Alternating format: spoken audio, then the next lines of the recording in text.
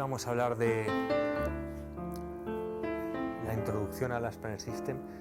No puedo dejar de hablar de tres conceptos fundamentales, que son estos tres que estáis viendo: variabilidad, flujo y debe, puede y se hará.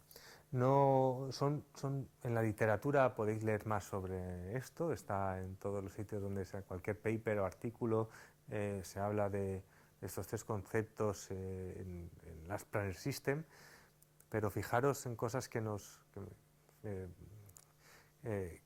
suelen ocurrir en obra, ¿no? Primero de ellos es el concepto de variabilidad. La variabilidad en las obras, en la planificación temporal, es decir, en la ejecución de los cronogramas de obras, se refiere a lo siguiente, y es que normalmente en el sistema tradicional de planificación temporal de obras, a lo que nos dedicamos es, hay un planificador o como mucho un equipo de planificación que tiene unos grandes conocimientos, con suerte, sobre ciertas actividades, tenemos datos incluso de rendimientos y tratamos de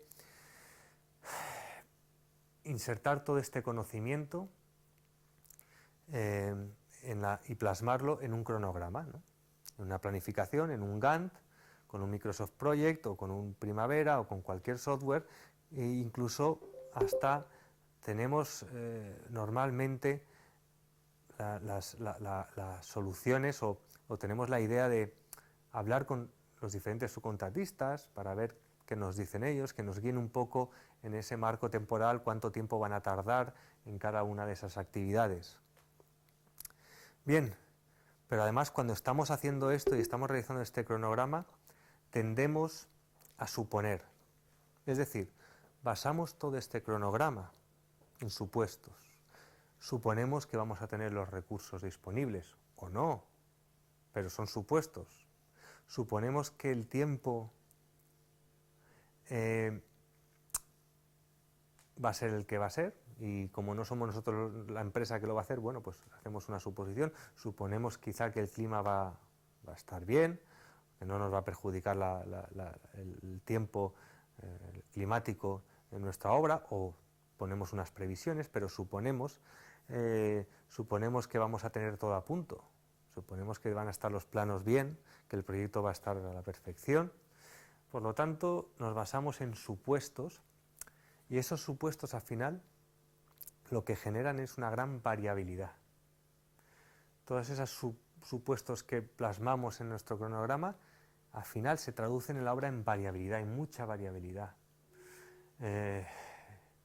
Yo durante muchos años, dedicado al sector de la construcción, antes de empezar con Lean y con las Planner System, había algo que me ocurría, y probablemente a vosotros quizá os habéis sentido así en muchos momentos, y es cuando, más que un planificador o un gerente, un project manager o un supervisor de obra, pareces un bombero, un apagafuegos. Hay una cantidad de actividades que surgen porque son prioritarias, se abandona el resto, y tú llegas apagando esos problemas, apagando esos fuegos para tratar de resolver eso, ¿no? Eso lo genera la variabilidad, y es así como me he sentido muchas veces, y es muy probable que muchos de vosotros que no hayáis implementado las Planner de una forma robusta, lo sigáis sintiendo, ¿no? Bien, esto es algo que tratamos de evitar. Con las Planner System lo que tratamos de hacer es convertir esa variabilidad o ese apagafuegos o en esa resolución de problemas. Lo que de verdad tenemos que tratar de hacer es evitar esos problemas, evitar que surjan esos problemas. Entonces, este es un concepto importante que quería comentar antes de empezar a hablar de las Planner System. El segundo concepto es el de flujo y transformación. Flujo y transformación. Bien, esto es un concepto de Lean, ¿no? Esto es Lean, si habéis, seguro que conocéis gran parte de lo que es esto de Lean.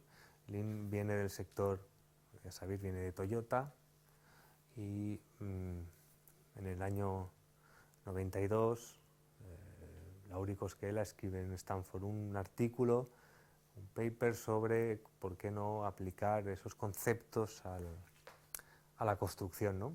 Y mientras tanto estaba Glenn Ballard también con el desarrollo del ASP.NET System junto con Greg Howell, y donde esos conceptos empezaron a implementar en la construcción a través del ASP.NET System, ¿no? Fue quizá la primera herramienta creada específica para la construcción.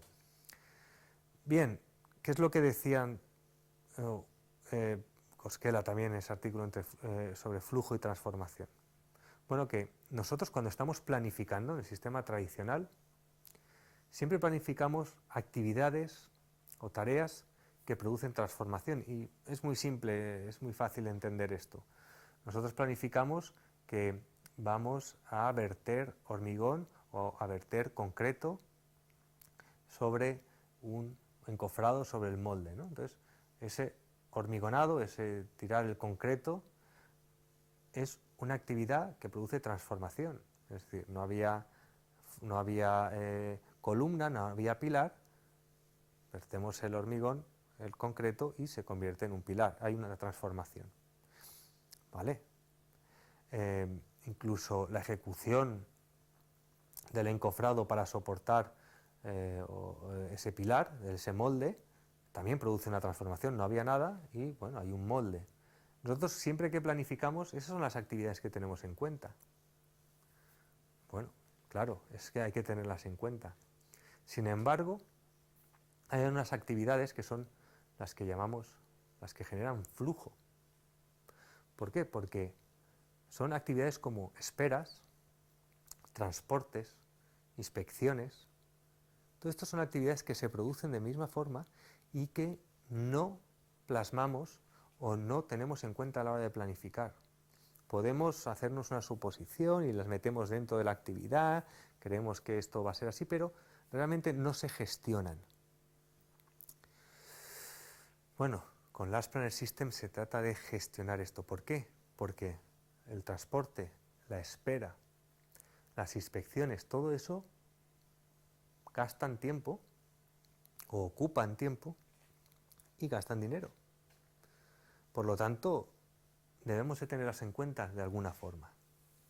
Entonces, estos son el segundo concepto de flujo-transformación. Es decir, una cosa es actividades que producen transformación y otra cosa son las actividades que producen flujo, que hacen que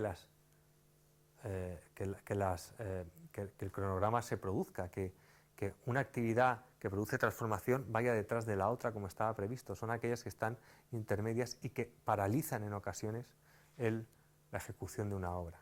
Entonces, ya es un punto también importante del que es interesante hablar en el ASP.NET System. El tercero de ellos es el debe, puede y se hará. Bueno, esto es un concepto también interesante. Normalmente, en la planificación tradicional, sabemos lo que se debe hacer, ¿no? Ese planificador o ese equipo de planificación sabe lo que se debe de hacer y lo plasma en su cronograma, en su planificación inicial. Esto es lo que se debe hacer. Lo que pasa es que luego realmente lo que hace es decir que eso se tiene que hacer, eso se hará. O sea, esto es lo que se debe hacer, así que empuja, hace que trata de que eso que yo tengo puesto en mi cronograma se ejecute. ¿Vale? Y luego cuando llegamos a la obra, ¿qué es lo que se hace? Pues lo que se puede. Es decir, antes va el se hará, que el se puede es el debe, se hará, y luego ya se hará lo que se puede. Esto es lo que probablemente habéis vivido mucho, ¿sí? Yo sé lo que debo de hacer y intento que se haga, pero luego es que se hace lo que se puede porque aparecen nuevas actividades o por lo que sea. Y además yo trato de empujar a que esto ocurra. Claro, esto realmente hay que darle la vuelta. Por lo menos primero habrá que decir qué es lo que se puede hacer y luego hacerlo. Y esto también trata de hacerlo el ASP.NET System. trata de darle la vuelta a este concepto. Es decir, primero decir lo que se debe hacer, por supuesto que sí. Luego decir qué es lo que se puede hacer y para más tarde hacerlo. Quizás sean tres conceptos ahora mismo, espero que lo estéis entendiendo, son quizá abstractos, podéis leer más, está lleno sobre este tema, hay escrito bastante, pero son conceptos importantes antes de empezar a hablar ya de la metodología y de los conceptos más básicos y puros de la implementación, ¿no? Pero no podíamos dejar pasar estos tres conceptos antes de iniciar a hablar y de empezar a entender qué es Last Planner System. Bien, para ello, y tras haber revisado estos tres conceptos, recordar variabilidad, flujo, transformación y el debe, puede y se hará. Tras realizar estos tres conceptos, voy a ver si hay alguna pregunta en el chat. Creo que no hay nada por aquí. Vale. Bien, pues vamos a hablar de Last Planner System en sí mismo y fundamentalmente